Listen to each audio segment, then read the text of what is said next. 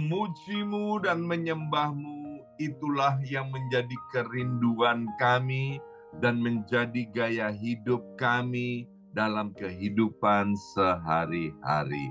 Terima kasih Bapa untuk kesempatan dan anugerah-Mu yang selalu baru setiap pagi, selalu baru setiap waktu, selalu baru setiap hari. Mari kita berdoa bersama-sama. Ulangi seperti apa yang saya ucapkan.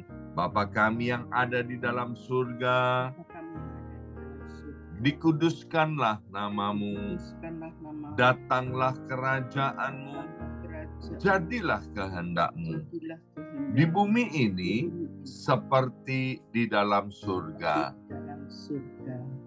Bapa yang baik, berikanlah kami pada hari ini rezeki yang menjadi bagian kami secukupnya, cukup untuk memberikan pinjaman kepada banyak bangsa, sedangkan kami sendiri tidak punya pinjaman, cukup untuk menjadi saksi Tuhan, mulai dari Yerusalem, Yudea, Samaria, sampai ke ujung-ujung bumi.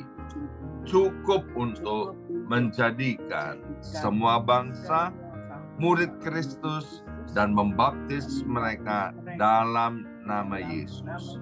Terima kasih Bapa untuk rezeki yang secukupnya, dan ampunilah dosa-dosa kami, ampunilah kesalahan kami, seperti kami pun mengampuni orang-orang yang bersalah kepada kami. Dan janganlah masukkan kami ini ke dalam pencobaan, tetapi bebaskanlah kami dari segala yang jahat, sebab Engkaulah yang empunya kerajaan, kuasa, dan kemuliaan sampai selama-lamanya. Dalam nama Tuhan Yesus kami sudah berdoa. Haleluya, haleluya. Mari Bapak Ibu sekalian, sekarang kita bersama-sama serempak dan serentak kita akan menggemakan Mazmur 91 dengan suara yang keras, dengan suara yang lantang dari tempat kita masing-masing. Alkitab berkata, mati dan hidup dikuasai oleh lidah. Siapa suka menggemakannya akan memakan buahnya. 2, 3. Mazmur 91. Orang yang duduk dalam lindungan yang maha tinggi dan bermalam dalam naungan yang maha kuasa akan berkata kepada Tuhan, tempat perlindunganku dan kubu pertahananku, Allahku yang kupercayai. Sungguh Tuhanlah yang akan melepaskan aku dari jerat penangkap burung dan dari penyakit sampar yang busuk. Dengan kepaknya Tuhan akan menundungi aku. Di bawah sayapnya aku akan berlindung. Kesetiaan Tuhan ialah perisai dan pagar tembok. Amin, amin, amin. Terjadi di dalam nama Tuhan Yesus. Aku tak usah takut terhadap kedahsyatan malam, terhadap panah yang terbang di waktu siang, terhadap penyakit sampar yang berjalan di dalam gelap, terhadap penyakit menular yang mengamuk di waktu petang. Walau 1.000 orang rebah di sisiku dan 10.000 di sebelah kananku, tetapi itu tidak akan menimpa aku.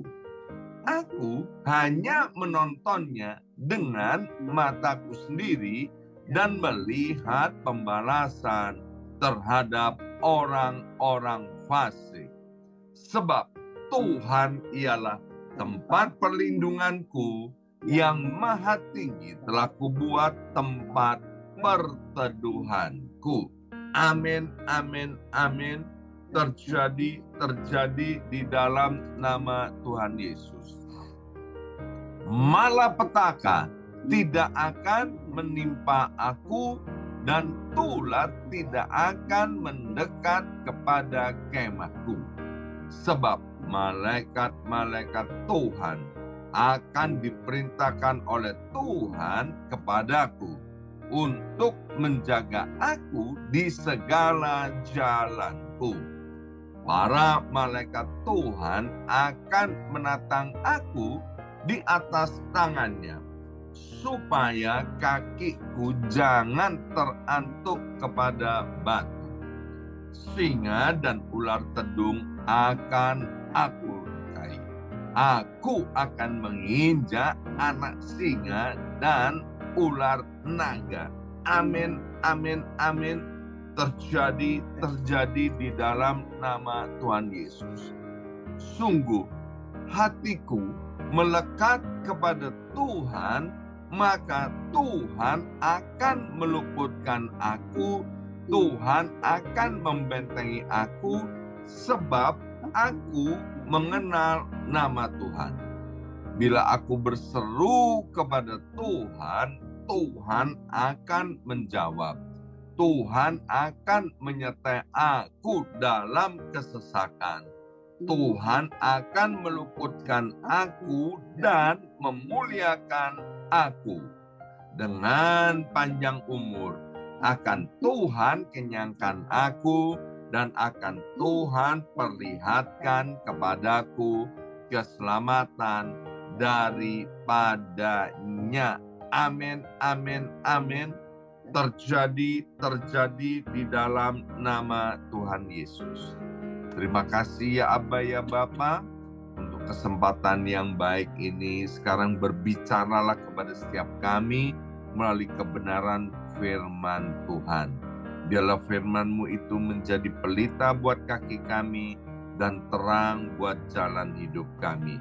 Dalam nama Yesus, yang siap mendengarkan firman Tuhan, angkat jempolnya ke depan dan katakan amin 3 kali. Amin, amin, amin. Salam kebangkitan, salam penuaian. Semangat pagi. Semuanya semangat pagi. Apa kabarnya Bapak Ibu sekalian? Ya, harus tetap semangat. Amin. Senang sekali hari ini Rabu 10 April 2024, hari ke-35 puasa raya ya. Saya percaya setiap kita yang ikut terlibat dalam puasa raya berdoa sungguh-sungguh, merendahkan diri di hadapan Tuhan ya. Siap-siap kita akan mengalami sesuatu yang ajaib, yang nggak pernah kita pikirkan, bahkan yang nggak pernah ada dalam hati kita, nggak pernah kita dengarkan. Tuhan sediakan buat setiap kita orang-orang yang percaya. Alkitab bilang begini, Bapak Ibu sekalian, petani yang berjerih lelah, maka dialah yang pertama-tama akan menikmatinya. Saya mengamenkan firman Tuhan ini, Bapak Ibu sekalian. Jadi apa saja yang kita ucapkan, apa saja yang kita kerjakan, apa saja yang kita perbuat, Bapak Ibu sekalian, ya, yang pertama memang itu harus dipertanggungjawabkan di hadapan Tuhan. Yang kedua, Bapak Ibu sekalian, itu pasti kita tuai. Entah itu baik, entah itu yang buruk, Bapak Ibu sekalian. Maka itu Bapak Ibu sekalian kerjakan, taburkan, ucapkan, lakukan semua yang baik, yang berkenan di hadapan Tuhan, maka kita pasti tahun ini menuainya dengan luar biasa. Bapak Ibu sekalian, olahraga itu penting ya. Ini kan temanya kesehatan untuk bulan ini. Pergi ke fitness itu tidak salah Bapak Ibu sekalian. Tapi buat apa tubuh ini sehat kalau jiwanya nggak sehat, rohnya tidak sehat ya. Kita sering membaca di tempat-tempat fitness itu terjadi perselingkuhan, terjadi perbuatan-perbuatan yang tidak senonoh. Bahkan dalam dalam olahraga pagi aja, jalan pagi juga di situ tempat terjadinya hal-hal yang tidak baik, ya. Perselingkuhan, perzinahan, dan lain sebagainya. Tubuhnya sehat, tapi jiwanya nggak sehat, rohnya nggak sehat. Maaf Bapak Ibu sekalian, orang-orang gila itu yang ada di jalanan, yang kita lihat, ya kan, bahkan ada yang tidak berpakaian dan lain sebagainya. Mereka nggak keroan loh Bapak Ibu sekalian, ya kan. Mereka semua yang kita lihat itu sehat, tubuhnya sehat, tapi jiwanya tidak sehat, rohnya juga tidak sehat. Nah, hal ini Bapak Ibu sekalian penting sekali kita memiliki kesehatan secara utuh, ya. Hidup kita sebagai pribadi sehat, keluarga kita sehat, keuangan kita sehat, kerohanian kita sehat. Saya bilang begini kepada beberapa teman, ya. Hidup di dunia diberkati, mati masuk sorga, ya. Jangan hanya di dunia ini sehat, diberkati, tapi mati masuk neraka. Ini juga namanya tidak sehat. Jadi kalau bicara tentang sehat, itu bicara secara utuhnya tubuh, jiwa, dan roh, ya. Nah, bagaimana supaya kita menjadi orang yang sehat? Mari kita lihat Mazmur 37 ayat yang keempat. Ini ayat yang sangat terkenal sekali, ya.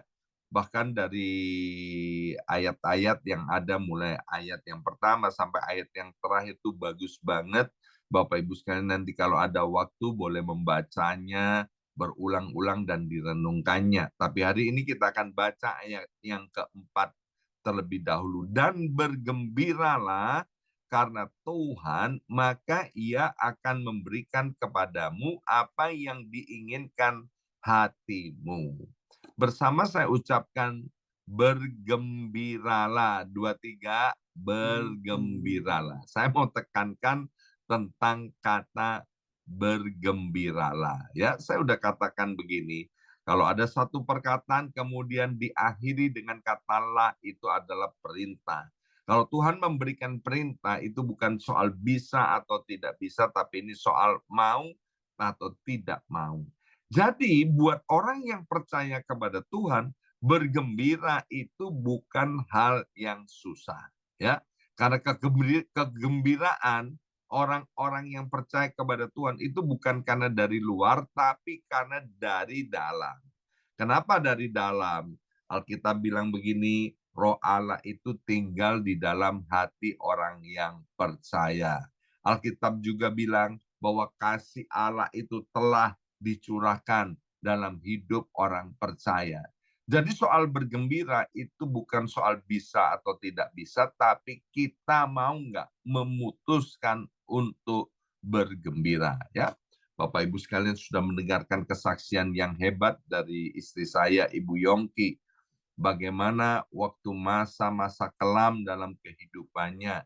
Yang pertama, hidup dalam kesedihan, kesusahan, frustrasi, putus asa, rasanya kepingin mati saja. Tetapi ketika memutuskan Ibu Yongki ini untuk bangkit dan bergembira seperti yang ditulis di dalam Mazmur 37 ayat yang keempat, maka Ibu Yongki bisa bangkit dan dia bisa bergembira. Nah, akibatnya ada bonusnya Bapak Ibu sekalian. Kita bergembira bukan karena duitnya banyak, kita bukan bergembira karena sudah sembuh dari sakit penyakit, kita bergembira bukan karena keluarga dipulihkan, keuangan dipulihkan, tapi di sini dikatakan kita bergembira karena Tuhan.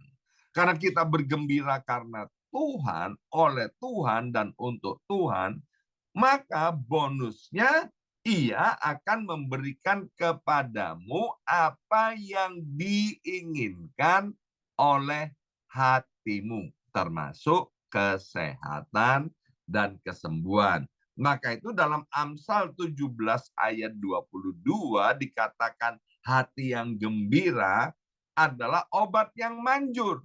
Bukan sekedar obat Bapak Ibu sekalian, sebab banyak obat tapi tidak manjur ya. Ada obat yang manjur, ada obat yang tidak manjur. Obat yang manjur yaitu kalau hati bergembira.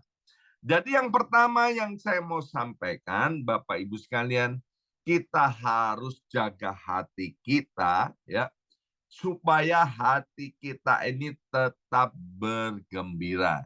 Kita harus jaga hati kita, yaitu agar roh Allah itu yang sudah dianugerahkan kepada kita itu tinggal dengan kerasan, dengan betah di dalam hati kita. Kita harus jaga hati kita agar hati kita terus mau bergembira di dalam Tuhan. Yang kedua, satu kali Bapak Ibu sekalian, ada orang yang konseling ya. Dia bilang begini, "Pastor, saya ini setiap pagi, setiap hari selalu dimulai dengan perasaan bad mood." Ya kan? Jadi perasaannya selalu nggak enak.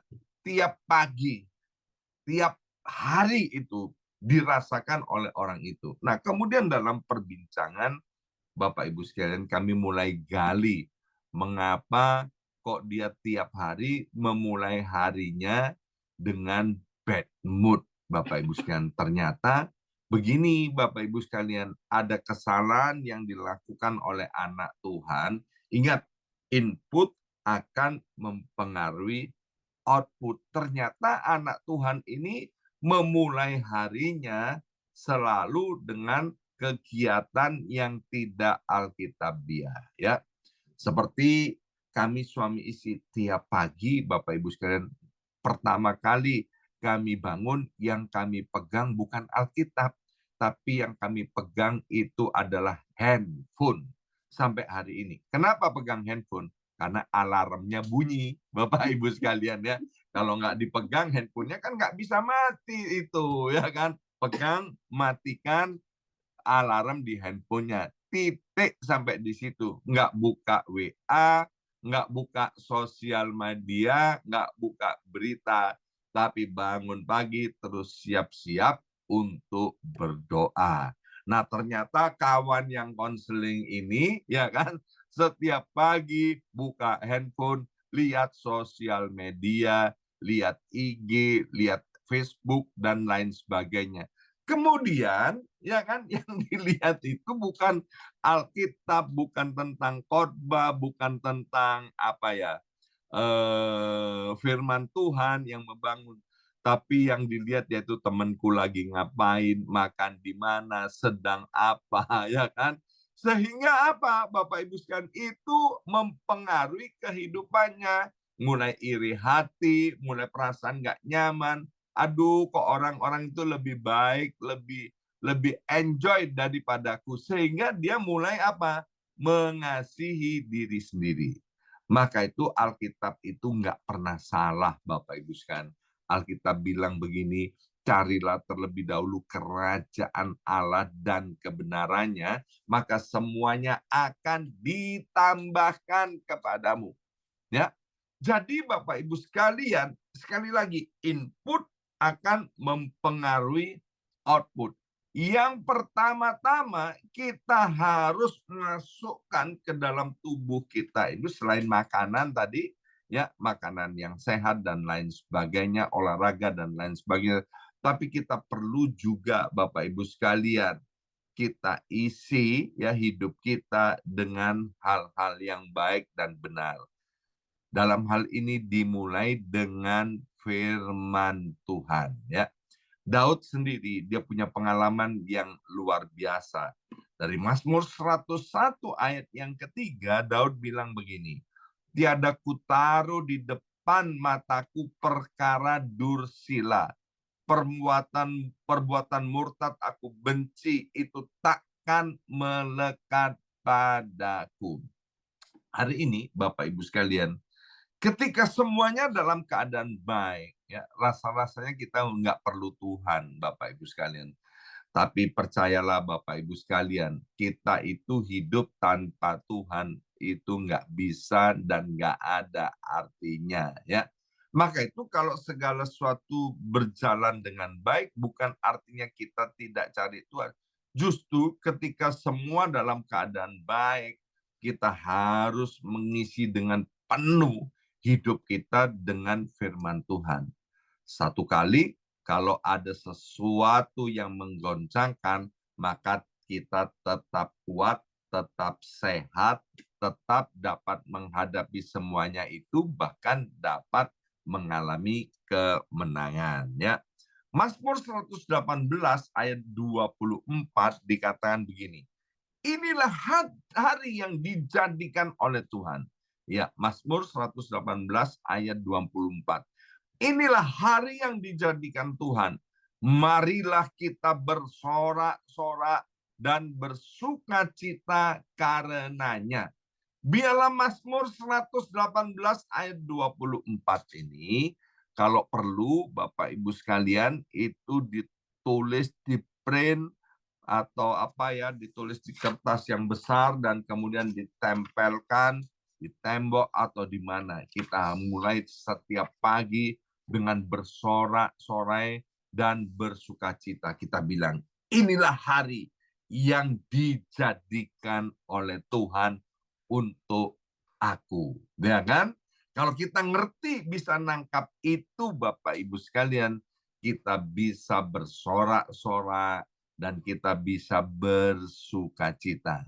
Yang harus kita sadari, tidak ada hari yang kebetulan kita bisa hidup hari ini, ya. Waktu Senin pagi, ya, Pastor Michael Panjaitan dia bilang begini, ya. Saya tanya, Pastor Michael, bisa tidur nggak semalaman? Nggak bisa, Pastor. Aku nangis semalaman. Kenapa? Kok nangis gitu ya kan? Saya pikir merasakan hadirat Tuhan di rumah saya ini. Jadi saya kegeeran Bapak Ibu sekalian. Tapi beliau bilang begini, temanku artis rohani ya namanya kalau nggak salah Sida Butar siapa gitu ya, dipanggil pulang ke rumah Bapak di sorga, umurnya baru 23 tahun. Hah? Kaget juga saya ya kan, meninggal dunia. Padahal beberapa hari yang lalu saya masih teleponan, masih ngobrol mempersiapkan sebuah album, karena rencananya nanti begitu Pastor Michael Panjaitan udah pulang ke Indonesia, akan duet membuat albumnya lagu rohani ini ya. Tapi kemudian Tuhan berkehendak lain ya, sehingga artis masih muda ini pun meninggal dunia, Bapak Ibu sekalian. Jadi maksud saya begini, Bapak Ibu sekalian, kalau kita masih hidup hari ini, itu bukan karena kita hebat, bukan karena kita gimana-gimana gitu, Bapak Ibu sekalian. Tapi Mazmur 118:24 itu menyatakan hari ini dijadikan Tuhan untuk kita. Kita yang ada di tempat ini. Maka itu Bapak Ibu sekalian, pakai hari-hari yang Tuhan berikan itu untuk kita bersorak, untuk bersukacita. Bahkan Daud di dalam Mazmur pasal 5 ayat yang keempat, kita tahu Daud adalah raja yang paling hebat, raja terbesar Israel, Bapak Ibu sekalian. Inilah yang dilakukan oleh Raja Daud menjadi gaya hidupnya. Dikatakan begini, Mazmur pasal 5 ayat yang keempat, Tuhan, pada waktu pagi engkau mendengar seruanku.